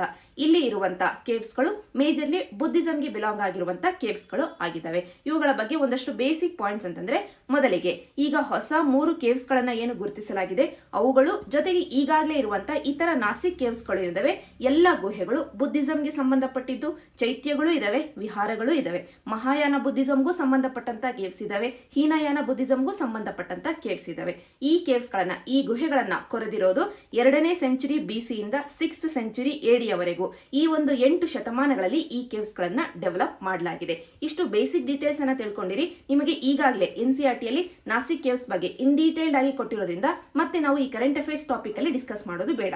ಜಸ್ಟ್ ಒಂದು ಬಾರಿ ಹೋಗಿ ಈ ನಾಸಿಕ್ ಕೇವ್ಸ್ ಅಥವಾ ಪಾಂಡವ್ಲೇನಿ ಅಂತ NCERT ಅಲ್ಲಿ ಕೊಡಲಾಗಿದೆ, ಅಲ್ಲಿ ಹೋಗಿ ಯಾವ ರೀತಿಯ ಕೇವ್ಸ್ ಗಳು ಇದಾವೆ, ಅಲ್ಲಿರುವಂತಹ ಸ್ಕಲ್ಪ್ಚರ್ ಹೇಗಿದೆ, ಯಾವ ಥೀಮ್ ಗಳನ್ನ ತೆಗೆದುಕೊಳ್ಳಲಾಗಿದೆ, ಇವೆಲ್ಲವನ್ನ ಒಂದು ಬಾರಿ ನೀವು ರಿವಿಷನ್ ಮಾಡ್ಕೊಳ್ಳಿ. ಕೇಸರಿಯ ಬುದ್ಧ ಸ್ತೂಪ, ಈ ಸ್ತೂಪ ಲೊಕೇಟ್ ಆಗಿರೋದು ಬಿಹಾರ್ ರಾಜ್ಯದಲ್ಲಿ ಲೊಕೇಟ್ ಆಗಿರುವಂತ ಈ ಕೇಸರಿಯ ಬುದ್ಧ ಸ್ತೂಪ ಈ ಒಂದು ಏರಿಯಾದ ಹತ್ತಿರ ಪ್ರವಾಹದ ಕಾರಣದಿಂದಾಗಿ ಇಲ್ಲಿ ನೀವು ಅಬ್ಸರ್ವ್ ಮಾಡಬಹುದು ಈ ರೀತಿಯಾಗಿ ನೀರು ಹರಿದು ಬಂದು ನಿಂತಿದೆ. ಈಗ ಈ ಸ್ತೂಪವನ್ನ ಕಾಪಾಡಲಿಕ್ಕೋಸ್ಕರ archaeological survey of India steps ಅನ್ನ ತೆಗೆದುಕೊಂಡಿದೆ. ಅದರ ಬಗ್ಗೆನೇ ಈ ಆರ್ಟಿಕಲ್ ಅಲ್ಲಿ ಹೇಳ್ತಾ ಇದ್ದಾರೆ. ಈ ಕೇಸರಿಯ ಸ್ತೂಪವನ್ನ ಈ ಚಿತ್ರದಲ್ಲಿ ನೀವು ಅಬ್ಸರ್ವ್ ಮಾಡಬಹುದು. ಈಗ ಎಕ್ಸಾಮ್ ಪರ್ಸ್ಪೆಕ್ಟಿವ್ ಅಲ್ಲಿ ಒಂದಷ್ಟು ಪಾಯಿಂಟ್ಸ್ ಗಳನ್ನ ನೋಡೋಣ. Very important topic. ಯಾಕೆಂತಂದ್ರೆ ಈ ಒಂದು ಸ್ತೂಪ ಏನಿದೆ ಕೇಸರಿಯ ಬುದ್ಧ ಸ್ತೂಪ, ಇದು ಪ್ರಪಂಚದಲ್ಲೇ ಟಾಲೆಸ್ಟ್ ಮತ್ತು ಲಾರ್ಜೆಸ್ಟ್ ಬುದ್ಧಿಸ್ಟ್ ಸ್ತೂಪ ಆಗಿದೆ, ಅದಕ್ಕೋಸ್ಕರ. ಸೊ ಮೊದಲನೇ ಪಾಯಿಂಟ್ ಅಂತಂದ್ರೆ ಬಿಹಾರ್ ರಾಜ್ಯದಲ್ಲಿ ಲೊಕೇಟ್ ಆಗಿರುವಂತ ಈ ಕೇಸರಿಯ ಸ್ತೂಪ ಇಡೀ ಪ್ರಪಂಚದಲ್ಲೇ ಅತಿ ದೊಡ್ಡ ಬುದ್ಧಿಸ್ಟ್ ಸ್ತೂಪ, ಅತಿ ಎತ್ತರದ ಬುದ್ಧಿಸ್ಟ್ ಸ್ತೂಪ ಆಗಿದೆ. ಎರಡನೇ ಪಾಯಿಂಟ್ ಈ ಸ್ತೂಪದ ಹಿಸ್ಟ್ರಿಯ ಬಗ್ಗೆ. ಈ ಸ್ತೂಪವನ್ನ ಮೊದಲಿಗೆ ಕಟ್ಟಿಸಿದ್ದು 3rd ಸೆಂಚುರಿ BC, ಅಶೋಕ ಕಟ್ಟಿಸಿರಬಹುದು ಅನ್ನುವಂತ ಉಲ್ಲೇಖಗಳು ಇದಾವೆ. ಯಾಕೆಂತಂದ್ರೆ ಈ ಸ್ತೂಪದ ಹತ್ತಿರವೇ ನಮ್ಗೆ ಅಶೋಕನ್ ಪಿಲ್ಲರ್ ಒಂದು ಸಿಗುತ್ತೆ, ಅಶೋಕನ ಕಾಲದ ಒಂದು ಸ್ತಂಭ ಕೂಡ ಸಿಗುತ್ತೆ ಈ ಸ್ತೂಪದ ಹತ್ತಿರ. ಆದ್ದರಿಂದ ಅಶೋಕನೇ ಮೊಟ್ಟ ಮೊದಲನೆಯ ಬಾರಿಗೆ ಈ ಸ್ತೂಪವನ್ನ ಕಟ್ಟಿಸಿರಬಹುದು. ನಂತರ ರೀಕನ್ಸ್ಟ್ರಕ್ಷನ್ ಆಗಿರಬಹುದು. ಇವತ್ತು ನಾವು ಕಾಣ್ತಾ ಇರುವಂತ ಈ ಚಿತ್ರದಲ್ಲಿ ಇವತ್ತು ನಾವು ಕಾಣ್ತಾ ಇರುವಂತ ಸ್ತೂಪ ಏನಿದೆ ಈ ಸ್ತೂಪವನ್ನ ಗುಪ್ತ ಡಿನಾಸ್ಟಿಯ ಸಂದರ್ಭದಲ್ಲಿ ಕಟ್ಟಿಸಿರಬಹುದು. ಆದರೆ ಈ ಸ್ತೂಪದ ಹಿನ್ನೆಲೆಯಲ್ಲಿ ಮೊದಲಿಗೆ ಈ ಸ್ತೂಪವನ್ನ ಕಟ್ಟಿಸಿದ್ದು ಅಶೋಕ ಅಂತ ಹೇಳ್ತಾ ಇದ್ದಾರೆ. ಇದೇ ಪಾಯಿಂಟ್ ಅನ್ನ ನೀವು ಇಂಡಿಯಾದಲ್ಲಿರುವಂತ ಮೆಜಾರಿಟಿ ಸ್ತೂಪಗಳ ವಿಷಯದಲ್ಲಿ ಕೇಳಿರ್ತೀರಾ. ಯಾಕೆಂತಂದ್ರೆ ಅಶೋಕ ಆ ಕಾಲದಲ್ಲಿ ಕಟ್ಟಿಸಿದಂತ ಸ್ತೂಪಗಳು ಸಾವಿರಾರು ಸ್ತೂಪಗಳನ್ನ ಅಶೋಕ ಆ ಕಾಲದಲ್ಲೇ ಕಟ್ಟಿಸಿದ್ದರಿಂದ ಮತ್ತು ಆ ಸ್ತೂಪಗಳು ಸ್ತೂಪಗಳು ಗುಪ್ತ ಡೆನಾಸ್ಟಿಯ ಸಂದರ್ಭದಲ್ಲಿ ರೀಕನ್ಸ್ಟ್ರಕ್ಷನ್ಗೆ ಒಳಪಟ್ಟಿದ್ದರಿಂದ ನೀವು ಮೆಜಾರಿಟಿ ಇಂಡಿಯಾದಲ್ಲಿ ಯಾವುದೇ ಮೇಜರ್ ಬುದ್ಧಿಸ್ಟ್ ಸ್ತೂಪಗಳನ್ನು ತೆಗೆದುಕೊಂಡ್ರು ಅವುಗಳನ್ನ ಮೊದಲಿಗೆ ಕಟ್ಟಿಸಿದ್ದು ಯಾರು ಅಂತಂದ್ರೆ ಅಶೋಕ ಅನ್ನುವಂತ ಆನ್ಸರೇ ಬರುತ್ತೆ. ಜೊತೆಗೆ ಅದರ ರೀಕನ್ಸ್ಟ್ರಕ್ಷನ್ ಗುಪ್ತ ಡೆನಾಸ್ಟಿಯಲ್ಲಿ ಆಯಿತು ಅನ್ನುವಂತ ಆನ್ಸರೇ ಬರುತ್ತೆ. ಇದು ಮೊದಲನೇ ಪಾಯಿಂಟ್. ಯಾವಾಗ ಈ ಸ್ತೂಪ ಕಟ್ಟಿಸಲ್ಪಡ್ತು ಅಂತಂದ್ರೆ ಅಶೋಕನ ಸಂದರ್ಭದಲ್ಲಿ. ಎರಡನೇ ಪಾಯಿಂಟ್ ಅಂತಂದ್ರೆ ಈ ಸ್ತೂಪ ಇರುವಂತಹ ಸ್ಥಳದಲ್ಲಿ ಒಂದು ಮೌಂಡ್ ಅನ್ನ ಬುದ್ಧ ಜೀವಿಸಿದ್ದ ಸಂದರ್ಭದಲ್ಲಿಯೇ ಕಟ್ಟಿಸಿರಬಹುದು ಅನ್ನುವಂತ ಒಂದು ಎವಿಡೆನ್ಸ್ ಕೂಡ ನಮಗೆ ಸಿಗುತ್ತೆ. ಯಾಕೆಂತಂದ್ರೆ ಈ ಒಂದು ಮೌಂಡ್ ಅಲ್ಲಿ ಲಿಚ್ಚವೀಸ್ ಆಫ್ ವೈಶಾಲಿ ನೀವು ಹಿಸ್ಟ್ರಿಯಲ್ಲಿ ಕೇಳಿರ್ತೀರ, ಇವರ ಬಗ್ಗೆ ಒಂದಷ್ಟು ಡಿಸ್ಕ್ರಿಪ್ಷನ್ ಬರುತ್ತೆ. ಬುದ್ಧ ಆ ಸಂದರ್ಭದಲ್ಲಿ ಇಲ್ಲಿ ಜೀವಿಸಲಿಕ್ಕೆ ಬೇಕಾಗಿರುವಂತ ಒಂದಷ್ಟು ಫೆಸಿಲಿಟೀಸ್ ಗಳನ್ನ ಕಟ್ಟಿಸಿಕೊಡ್ಲಾಯ್ತು ಅನ್ನುವಂತ ಇನ್ಫಾರ್ಮೇಶನ್ ನಮಗೆ ಸಿಗುತ್ತೆ. ಸೊ ಒಟ್ಟಾರೆಯಾಗಿ ಲಿಚ್ಚವೀಸ್ಗೆ ಸಂಬಂಧಪಟ್ಟಂತ ಸ್ತೂಪ ಇದಾಗಿದೆ. ನಂತರ ಅಶೋಕ ಕಟ್ಟಿಸಿರುವಂತಹ ಸ್ತೂಪ ಮತ್ತು ಗುಪ್ತ ಡೆನಾಸ್ಟಿಯ ಸಂದರ್ಭದಲ್ಲಿ ರೀಕನ್ಸ್ಟ್ರಕ್ಷನ್ಗೆ ಒಳಗಾದಂತ ಮತ್ತು ಇವತ್ತಿನ ಈ ರೂಪ ಏನಿದೆ ಇದು ಗುಪ್ತರು ಕಟ್ಟಿಸಿರುವಂತ ಸ್ತೂಪ ಅಂತಾನೆ ಹೇಳಬಹುದು. ಇಷ್ಟು ನಮಗೆ ಬೇಸಿಕ್ ಡೀಟೇಲ್ಸ್ ಈ ಸ್ತೂಪದ ಬಗ್ಗೆ. ಈಗ ನೆಕ್ಸ್ಟ್ ಇನ್ಫಾರ್ಮೇಶನ್ ಅಂತಂದ್ರೆ ಇಷ್ಟು ಇಂಪಾರ್ಟೆಂಟ್ ಸ್ತೂಪ ಇದಾಗಿದೆ ಅಂತಂದ್ರೆ ಇಡೀ ಪ್ರಪಂಚದಲ್ಲೇ ಲಾರ್ಜೆಸ್ಟ್ ಮತ್ತು ಟಾಲೆಸ್ಟ್ ಬುದ್ಧಿಸ್ಟ್ ಸ್ತೂಪ ಇದಾಗಿದೆ ಅಂತಂದ್ರೆ ನಮ್ಮ ದೇಶಕ್ಕೆ ಬುದ್ಧಿಸಂ ಅನ್ನ ಅರಸಿಕೊಂಡು ಬಂದಂತ ಯಾತ್ರಿಗಳು ಒಬ್ಬರು ಫಾಹಿಯಾನ್, ಇನ್ನೊಬ್ಬರು ಹುಯೆನ್ಸಾಂಗ್. ಇವರು ಕೂಡ ವಿಸಿಟ್ ಮಾಡಿರಬೇಕು. ಹೌದು, ಈ ಒಂದು ಬುದ್ಧಿಸ್ಟ್ ಸ್ತೂಪವನ್ನ ಇವರಿಬ್ಬರೂ ವಿಸಿಟ್ ಮಾಡಿದ್ದಾರೆ ಮತ್ತು ಈ ಸ್ತೂಪದ ಬಗ್ಗೆ ಹಲವಾರು ಇಂಟ್ರೆಸ್ಟಿಂಗ್ ಇನ್ಫಾರ್ಮೇಶನ್ ಕೂಡ ಕೊಡ್ತಾರೆ ಈ ಯಾತ್ರಿಗಳು. ಜೊತೆಗೆ ಈ ಸ್ತೂಪದ ಹತ್ತಿರ ನಮಗೆ ಕನಿಷ್ಕನ ಕಾಲಕ್ಕೆ ಸೇರಿದಂತ ಒಂದಷ್ಟು ಗೋಲ್ಡ್ ಕಾಯಿನ್ಗಳು ಕೂಡ ಸಿಗ್ತವೆ. ಕನಿಷ್ಕ ಅಷ್ಟೇ ಅಲ್ಲ, ಈಗ ತಾನೇ ನಾವು ನೋಡಿದ್ವಿ ಗುಪ್ತ ಡೆನಾಸ್ಟಿಯ ಬಗ್ಗೆ. ಗುಪ್ತ ಡೆನಾಸ್ಟಿಗೆ ಬಿಲಾಂಗ್ ಆಗಿರುವಂತಹ ಒಬ್ಬರು ರಾಜರು ರಾಜ ಚಕ್ರವರ್ತಿ ಅಂತ, ಇವರ ಬಗ್ಗೆ ಕೂಡ ಒಂದಷ್ಟು ಇನ್ಫಾರ್ಮೇಶನ್ ನಮಗೆ ಈ ಸ್ತೂಪದ ಹತ್ತಿರ ಸಿಗುತ್ತೆ. ಇಷ್ಟು ನಮಗೆ ಸ್ತೂಪದ ಬಗ್ಗೆ. ಈಗ ಈ ಸ್ತೂಪವನ್ನ ಎಕ್ಸ್ಪ್ಲೋರ್ ಮಾಡಿರೋದ್ರ ಬಗ್ಗೆ ಹೇಳೋದಾದ್ರೆ 19th ಸೆಂಚುರಿಯಲ್ಲಿ, ಅರ್ಲಿ 19th ಸೆಂಚುರಿಯಲ್ಲಿ ಈ ಸ್ತೂಪದ ಎಕ್ಸ್ಪ್ಲೋರೇಷನ್ ಅನ್ನೋದು ಶುರುವಾಗುತ್ತೆ. 1814ರಲ್ಲಿ ಕಲೋನಲ್ ಮೆಕೆನ್ಸಿ ಅವರ ನೇತೃತ್ವದಲ್ಲಿ ಈ ಒಂದು ಡಿಸ್ಕವರಿ ಆಗುತ್ತೆ. ಆದರೆ ನಂತರ ಉತ್ಖನನ ಎಕ್ಸ್ಕಾವೇಷನ್ ಅನ್ನೋದು ಆಗೋದು 1861-62 ಸಂದರ್ಭದಲ್ಲಿ ಜನರಲ್ ಕನ್ನಿಂಗ್ ಹ್ಯಾಮ್ ಅವರ ಸಂದರ್ಭದಲ್ಲಿ ಈ ಒಂದು ಸ್ತೂಪದ ಉತ್ಖನನ ಶುರುವಾಗುತ್ತೆ. ನಂತರ 1998ರಲ್ಲಿ ಆರ್ಕಿಯಾಲಜಿಕಲ್ ಸರ್ವೆ ಆಫ್ ಇಂಡಿಯಾದ ಕಡೆಯಿಂದ ಒಂದು ಟೀಮ್ ಹೋಗುತ್ತೆ ಕೆ ಮೊಹಮ್ಮದ್ ಅವರ ನೇತೃತ್ವದಲ್ಲಿ. ಆ ಸಂದರ್ಭದಲ್ಲಿ ಈ ಸ್ತೂಪದ ಬಗ್ಗೆ ಇನ್ನೊಂದಷ್ಟು ಎಕ್ಸ್ಕಾವೇಷನ್, ಇನ್ನೊಂದಷ್ಟು ಉತ್ಖನನ ಆಗಿ ಇನ್ನೂ ಹೆಚ್ಚಿನ ಇನ್ಫಾರ್ಮೇಶನ್ ನಮಗೆ ಸಿಗುತ್ತೆ. ಸೊ ಒಟ್ಟಾರೆಯಾಗಿ ಈ ಆರ್ಟಿಕಲ್ ನ ಹಿನ್ನೆಲೆಯಲ್ಲಿ ಕೇಸರಿಯಾ ಬುದ್ಧ ಸ್ತೂಪದ ಬಗ್ಗೆ ಒಂದಷ್ಟು ಬೇಸಿಕ್ ಇನ್ಫಾರ್ಮೇಶನ್ ಅಂತಂದ್ರೆ ಯಾವ ರಾಜ್ಯದಲ್ಲಿ ಲೊಕೇಟ್ ಆಗಿರೋದು, ಬಿಹಾರ ರಾಜ್ಯದಲ್ಲಿ. ಎರಡನೇದಾಗಿ ಈ ಸ್ತೂಪದ ಸ್ಪೆಷಾಲಿಟಿ ಏನು, ಇದು ಇಡೀ ಪ್ರಪಂಚದಲ್ಲೇ ಲಾರ್ಜೆಸ್ಟ್ ಮತ್ತು ಟಾಲೆಸ್ಟ್ ಬುದ್ಧಿಸ್ಟ್ ಸ್ತೂಪ ಆಗಿದೆ. ಮೂರನೇದಾಗಿ ಯಾರು ಈ ಸ್ತೂಪವನ್ನ ಕಟ್ಟಿಸಿದ್ದು, ಅಶೋಕನ ಸಂದರ್ಭದಲ್ಲೇ ಈ ಸ್ತೂಪವನ್ನ ಕಟ್ಟಿಸಲಾಗಿದೆ. ನಂತರ ಇವತ್ತಿನ ರೂಪ ಏನಿದೆ ಈ ಸ್ತೂಪದ್ದು, ಈ ರೂಪವನ್ನ ಗುಪ್ತ ಡೆನಾಸ್ಟಿಯ ಸಂದರ್ಭದಲ್ಲಿ ಕೊಡ್ಲಾಯ್ತು. ನಂತರ ಈ ಸ್ತೂಪದಲ್ಲಿ ನಮಗೆ ಸಿಗುವಂತ ಎವಿಡೆನ್ಸಸ್ ಅಂತಂದ್ರೆ ಬುದ್ಧ ಬದುಕಿದ್ದ ಸಂದರ್ಭದಲ್ಲೇ ಈ ಒಂದು ಏರಿಯಾದಲ್ಲಿ ಒಂದಷ್ಟು ಕನ್ಸ್ಟ್ರಕ್ಷನ್ ಶುರುವಾಗಿತ್ತು. ಲಿಚ್ಚವೀಸ್ಗೆ ಸಂಬಂಧಪಟ್ಟಂತ ಇನ್ಫಾರ್ಮೇಶನ್ ನಮಗೆ ಸಿಗುತ್ತೆ. ಜೊತೆಗೆ ಕನಿಷ್ಕನಿಗೆ ಸಂಬಂಧಪಟ್ಟಂತ ಗೋಲ್ಡ್ ಕಾಯಿನ್ಸ್ ಗಳು ಇಲ್ಲಿ ನಮಗೆ ಸಿಗ್ತವೆ. ನಂತರ ಚೈನಾದಿಂದ ಬಂದಂತ ಯಾತ್ರಿಗಳು ಫಾಹಿಯಾನ್ ಮತ್ತು ಹುಯೆನ್ಸಾಂಗ್ ಇಬ್ಬರು ಈ ಸ್ತೂಪಕ್ಕೆ ವಿಸಿಟ್ ಮಾಡಿದ್ರು ಮತ್ತು ಇಬ್ಬರು ಈ ಸ್ತೂಪದ ಬಗ್ಗೆ ಸಾಕಷ್ಟು ಇಂಟ್ರೆಸ್ಟಿಂಗ್ ಇನ್ಫಾರ್ಮೇಶನ್ ನ ಕೊಡ್ತಾರೆ. PIBಯ ಈ ಆರ್ಟಿಕಲ್ ಅಲ್ಲಿ ಸಂತ ಕಬೀರ್ ದಾಸ್ ಅವರ ಬಗ್ಗೆ ಮಾತಾಡ್ತಾ ಇದ್ದಾರೆ. ಯಾವ ಹಿನ್ನೆಲೆಯಲ್ಲಿ ಅಂತಂದ್ರೆ ಜೂನ್ 24ನೇ ತಾರೀಕು ಕಬೀರ್ ದಾಸ್ ಜಯಂತಿಯನ್ನ ಸೆಲೆಬ್ರೇಟ್ ಮಾಡಲಾಯಿತು. ಅದರ ಹಿನ್ನೆಲೆಯಲ್ಲಿ ಈಗ ನಾವು ಎಕ್ಸಾಮ್ ಪರ್ಸ್ಪೆಕ್ಟಿವ್ ಅಲ್ಲಿ ಸಂತ ಕಬೀರ್ ದಾಸ್ ಅವರ ಬಗ್ಗೆ ಒಂದಷ್ಟು ಬೇಸಿಕ್ ಪಾಯಿಂಟ್ಸ್ ಅನ್ನ ನೋಡಬೇಕಾಗಿದೆ. ಮೊದಲಿಗೆ ಇವರ ಜನನದ ಬಗ್ಗೆ ಮಾತಾಡೋದ್ರೆ ಉತ್ತರ ಪ್ರದೇಶನ ವಾರಣಾಸಿ ಸಿಟಿಯಲ್ಲಿ ಇವರ ಜನನ ಆಗುತ್ತೆ. ಇವರು 15ನೇ ಸೆಂಚುರಿಯ ಭಕ್ತಿ ಚಳುವಳಿಯ ವೆರಿ ಇಂಪಾರ್ಟೆಂಟ್ ಒಬ್ಬರು ಸಂತರು ಅಂತಾನೆ ಹೇಳಬಹುದು. ಸಂತರು ಅಷ್ಟೇ ಅಲ್ಲ, ಇವರು ಕವಿಗಳು ಕೂಡ, ಸೋಷಿಯಲ್ ರಿಫಾರ್ಮರ್, ಸಾಮಾಜಿಕ ಸುಧಾರಕರು ಕೂಡ. ಇವತ್ತು ಕೂಡ ಅವರ ಲೆಗಸಿ ಜೀವಂತವಾಗಿ ಇದೆ. ಪಂತ್ ಆಫ್ ಕಬೀರ್ ಅಥವಾ ಕಬೀರ್ ಪಂತ್ ಅನ್ನುವಂತ ಒಂದು ಸೆಕ್ಟಿನ ಮುಖಾಂತರವಾಗಿ ಒಂದು ರಿಲಿಜಿಯಸ್ ಕಮ್ಯುನಿಟಿ, ಧಾರ್ಮಿಕ ಸಮುದಾಯ ಪಂತ್ ಆಫ್ ಕಬೀರ್ ಅಥವಾ ಕಬೀರ್ ಪಂತ್ ಅನ್ನೋದು ಈ ಕಬೀರ್ ಅವರ ಸಂತ ಕಬೀರ್ ದಾಸ್ ಅವರ ಲೆಗಸಿಯನ್ನ ಉಳಿಸಿಕೊಂಡು ಬಂದಿದೆ.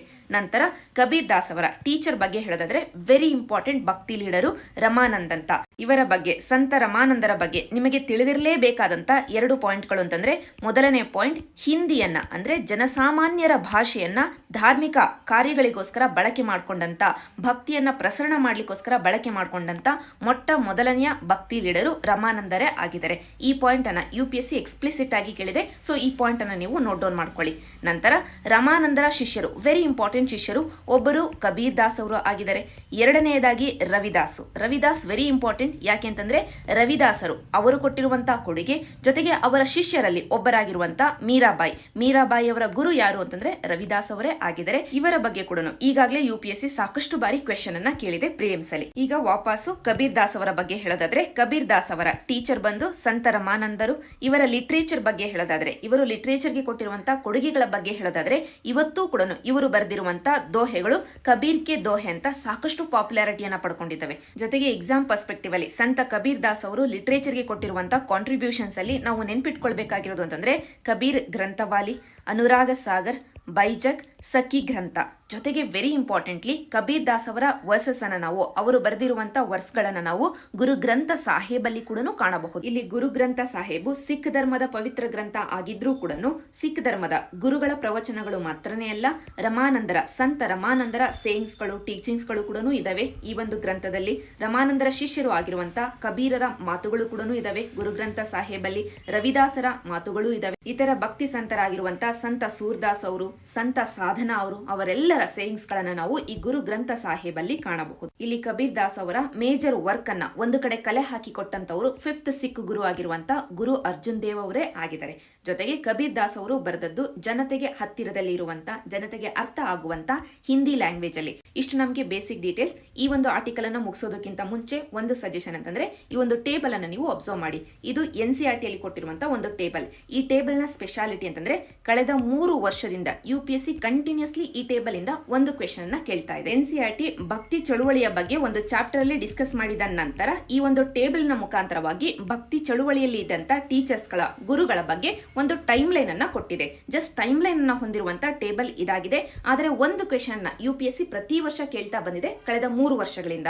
ಫಾರ್ ಎಕ್ಸಾಂಪಲ್ 2019 ಪ್ರಿಲಿಮ್ಸ್ ಅಲ್ಲಿ ಕಬೀರ್ ದಾಸ್ ಅವರ ಬಗ್ಗೆ ಒಂದು ಸ್ಟೇಟ್ಮೆಂಟ್ ಇತ್ತು. ಆ ಸ್ಟೇಟ್ಮೆಂಟ್ ಅಲ್ಲಿ UPSC ಹೇಳುತ್ತೆ ಕಬೀರ್ ದಾಸ್ ಅವರು ಶೇಖ್ ಅಹ್ಮದ್ ಸಿರ್ಹಿಂಡಿ ಅನ್ನುವಂತ ಗುರುಗಳಿಂದ ಸಾಕಷ್ಟು ಇನ್ಫ್ಲೂಯೆನ್ಸ್ ಗೆ ಒಳಗಾಗಿದ್ರು, ಪ್ರಭಾವಿತರಾಗಿದ್ರು ಅನ್ನುವಂತ ಸ್ಟೇಟ್ಮೆಂಟ್ ಅನ್ನು UPSC ಕೊಡುತ್ತೆ. ಆದರೆ ಈ ಟೇಬಲ್ ಅಲ್ಲಿ ನೀವು ಅಬ್ಸರ್ವ್ ಮಾಡಬಹುದು ಕಬೀರ್ ದಾಸ್ ಅವರ ಕಾಲ ಬಂದು 1400ರಿಂದ 1500. ಅದೇ ಶೇಖ್ ಅಹ್ಮದ್ ಸಿರ್ಹಿಂಡಿ ಅವರ ಕಾಲ ಬಂದು 1600ರಿಂದ 1700. ಇವರಿಂದ ಕಬೀರ್ ದಾಸ್ ಅವರು ಇನ್ಫ್ಲೂಯೆನ್ಸ್ಗೆ ಒಳಗಾಗುವಂತ ಸಾಧ್ಯತೆ ಇಲ್ಲ. ಈ ರೀತಿಯಾಗಿ ಕಂಟೆಂಪರರಿ ಟೀಚರ್ಸ್ ಭಕ್ತಿ ಚಳುವಳಿಯಲ್ಲಿ ಇದ್ದಂತ ಸಮಕಾಲೀನ ಗುರುಗಳ ಬಗ್ಗೆ ಕೇಳ್ತಾ ಇರಬೇಕಾದ್ರೆ, ಕ್ವೆಶ್ಚನ್ ಕೇಳ್ತಾ ಇರಬೇಕಾದ್ರೆ UPSC ಈ ಟೇಬಲ್ ಅನ್ನ ರೆಫರ್ ಮಾಡ್ತಾ ಇರುವಂತ ಸಾಧ್ಯತೆ ಇದೆ. ಅಷ್ಟರ ಮಟ್ಟಿಗೆ ಈ ಟೇಬಲ್ ಇಂದ ಕ್ವೆಶ್ಚನ್ಸ್ ಬರ್ತಾ ಇದಾವೆ. ಸೊ ನಮ್ಮ ಡ್ಯೂಟಿ ಏನು ಅಂತಂದ್ರೆ ಈ ಟೇಬಲ್ ಅನ್ನ ಸರಿಯಾಗಿ ಅಬ್ಸರ್ವ್ ಮಾಡೋದು. ಅದಕ್ಕೋಸ್ಕರ ಈ ಟೇಬಲ್ ನ ಪ್ರಿಂಟ್ ಔಟ್ ಅನ್ನ ತೆಗೆದುಕೊಳ್ಳಿ, ಒಂದು ಕಡೆ ನೀವು ಪೇಸ್ಟ್ ಮಾಡ್ಕೊಂಡಿರಿ, ಆಗಾಗ್ಗೆ ಅಬ್ಸರ್ವ್ ಮಾಡ್ತಾ ಇರಿ. ಈ ಟೈಮ್ ಲೈನ್ ಅನ್ನ ಅಬ್ಸರ್ವ್ ಮಾಡಿರಿ. ಯಾವುದೇ ಕ್ವೆಶ್ಚನ್ ಕೇಳಿದ್ರು ಟೈಮ್ ಲೈನ್ ನ ಬಗ್ಗೆ ಭಕ್ತಿ ಚಳುವಳಿಯ ಪರ್ಸ್ಪೆಕ್ಟಿವ್ ಅಲ್ಲಿ ನಿಮಗೆ ಆನ್ಸರ್ ಮಾಡ್ಲಿಕ್ಕೆ ಸುಲಭ ಆಗುತ್ತೆ. ಇಷ್ಟು ಓವರ್ ಆಲ್ ಈ ಆರ್ಟಿಕಲ್ ನ ಹಿನ್ನೆಲೆಯಲ್ಲಿ ನಮಗೆ ಬೇಕಾಗಿದ್ದಂತ ಡಿಸ್ಕಷನ್. ಗುರು ತೇಗ್ ಬಹದ್ದೂರ್ ಅವರ ಬಗ್ಗೆ, ಸಿಖ್ ಧರ್ಮದ 9ನೇ ಗುರು ಆಗಿರುವಂತ ಗುರು ತೇಗ್ ಬಹದ್ದೂರ್ ಇವರ 400ನೇ ಬರ್ತ್ ಆನಿವರ್ಸರಿಯನ್ನ ಇದೇ ವಾರ ಸೆಲೆಬ್ರೇಟ್ ಮಾಡಲಾಯಿತು. ಅದರ ಹಿನ್ನೆಲೆಯಲ್ಲಿ ಬರ್ತಾ ಇರುವಂತಹ ಪ್ರಿಲಿಮ್ಸ್ ಅಲ್ಲಿ ಒಂದು ಕ್ವೆಶ್ಚನ್ ಅಥವಾ ಒಂದು ಸ್ಟೇಟ್ಮೆಂಟ್ ಅನ್ನು ನಾವು ಎಕ್ಸ್ಪೆಕ್ಟ್ ಮಾಡಬಹುದು ಗುರು ತೇಗ್ ಬಹದ್ದೂರ್ ಅವರ ಬಗ್ಗೆ. ಮೊದಲಿಗೆ ಗುರು ತೇಗ್ ಬಹದ್ದೂರ್ ಅವರು ಸಿಖ್ ಧರ್ಮದ 9ನೇ ಗುರು ಆಗಿದ್ದಾರೆ. 10ನೇ ಗುರು ಗುರು ಗೋವಿಂದ ಸಿಂಗ್ ಇವರ ಬಗ್ಗೆ ನಾವು ಈಗಾಗಲೇ ಡಿಸ್ಕಸ್ ಮಾಡಿದೀವಿ. ಗುರು ಗೋವಿಂದ ಸಿಂಗ್ ಅವರು ಸಿಖ್ ಧರ್ಮದ ಕೊನೆಯ ಗುರು ಆಗ್ತಾರೆ. 10ನೇ ಗುರು ಮತ್ತು ಕೊನೆಯ ಗುರು. ಇವರ ನಂತರ ಸಿಖ್ ಧರ್ಮಕ್ಕೆ ಗುರು ಯಾರು ಅಂತಂದ್ರೆ ಸಿಖ್ ಧರ್ಮದ ಪವಿತ್ರ ಗ್ರಂಥ ಆಗಿರುವಂತ ಗ್ರಂಥ ಸಾಹೇಬ್, ಗುರು ಗ್ರಂಥ ಸಾಹೇಬೇ ಗುರು ಆಗತ್ತೆ. ಗುರು ಗೋವಿಂದ ಸಿಂಗ್ ಅವರ ನಂತರ ಗುರು ಗೋವಿಂದ ಸಿಂಗ್ ಅವರು 10ನೇ ಗುರು. ಆದರೆ 9ನೇ ಗುರು ಗುರು ತೇಗ್ ಬಹದ್ದೂರ್ ಈಗ ಸದ್ಯಕ್ಕೆ ನಮಗೆ ಡಿಸ್ಕಷನ್ಗೆ ಬೇಕಾಗಿರೋದು. ಇವರ ಕಾಲ ಇಂಪಾರ್ಟೆಂಟ್. ನಮಗೆ ಕಂಟೆಂಪರರಿ ದೊರೆ ಯಾರಿದ್ರು ಅಂತ ಕೇಳಬಹುದು, ಅಥವಾ ಆ ದೊರೆಯನ್ನು ಕೊಟ್ಟು ಆ ಕಂಟೆಂಪರರಿ ಆಗಿ ಇದ್ದಂತ ಸಿಖ್ ಗುರುಗಳು ಯಾರು ಅಂತ ಕೇಳಬಹುದು. ಸೊ ಮೊದಲನೇ ಪಾಯಿಂಟ್, ಗುರು ತೇಗ್ ಬಹದ್ದೂರ್ ಅವರು ಜೀವಿಸಿದ್ದಂತ ಕಾಲ 1621ರಿಂದ 1675. ಆ ಸಂದರ್ಭದಲ್ಲಿ ಮೊಘಲ್ ದೊರೆ ಯಾರಾಗಿದ್ರು ಅಂತಂದ್ರೆ ಔರಂಗಜೇಬ್. ಇನ್ಫ್ಯಾಕ್ಟ್ ಮೊಘಲ್ ದೊರೆ ಔರಂಗಜೇಬ್ ಅವರೇ ಗುರು ತೇಗ್ ಬಹದ್ದೂರ್ ಅವರನ್ನ ಮರಣ ದಂಡನೆಗೆ ಒಳಪಡಿಸ್ತಾರೆ. ಜೊತೆಗೆ ಗುರು ಗೋವಿಂದ ಸಿಂಗ್ ಅವರು ಕೂಡ ಔರಂಗಜೇಬ್ ಅವರ ಕಾಲದಲ್ಲೇ ಜೀವಿಸಿದ್ರು. ಸೊ ಔರಂಗಜೇಬ್ ಈ ಕಂಟೆಂಪರರಿ ಆಗಿ ಇದ್ದಂತ ಗುರುಗಳು ಯಾರ್ಯಾರು ಅಂತ ಕೇಳಿದ್ರೆ ಒಂದು ಗುರು ತೇಗ್ ಬಹದ್ದೂರ್ ಅವರು ಬರ್ತಾರೆ. ನಂತರ 10ನೇ ಗುರು ಮತ್ತು ಕೊನೆಯ ಗುರು ಆಗಿರುವಂತ ಗುರು ಗೋವಿಂದ ಸಿಂಗ್ ಅವರು ಬರ್ತಾರೆ. ಇದು ಮೊದಲನೇ ಇನ್ಫಾರ್ಮೇಶನ್.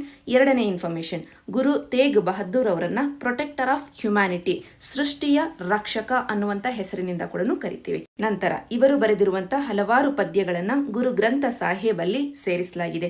ಈಗಾಗಲೇ ನಾವು ಡಿಸ್ಕಸ್ ಮಾಡಿರೋ ಹಾಗೆ 10ನೇ ಗುರು ಆಗಿರುವಂತ ಗುರು ಗೋವಿಂದ ಸಿಂಗ್ ಅವರ ನಂತರ ಸಿಖ್ ಧರ್ಮದ ಗುರು ಯಾರು ಅಂತಂದ್ರೆ ಈ ಗುರು ಗ್ರಂಥ ಸಾಹೇಬ್ ಅನ್ನುವಂತ ಪವಿತ್ರ ಪುಸ್ತಕವೇ ಆಗಿದೆ. ನಂತರ ಗುರು ತೇಗ್ ಬಹದ್ದೂರ್ ಅವರು ಸಾಕಷ್ಟು ಪ್ರಯಾಣವನ್ನ ಮಾಡ್ತಾ ಇದ್ರು ಪ್ರವಚನಗಳನ್ನ ನೀಡ್ಲಿಕ್ಕೋಸ್ಕರ, ಮತ್ತು ತಮ್ಮ ಕಡೆಯಿಂದ ಸಾಕಷ್ಟು ಪ್ರವಚನ ಕೇಂದ್ರಗಳನ್ನ, ಪ್ರೀಚಿಂಗ್ ಸೆಂಟರ್ಸ್ ಗಳನ್ನ ಕೂಡ ಎಸ್ಟಾಬ್ಲಿಷ್ ಮಾಡ್ತಾರೆ.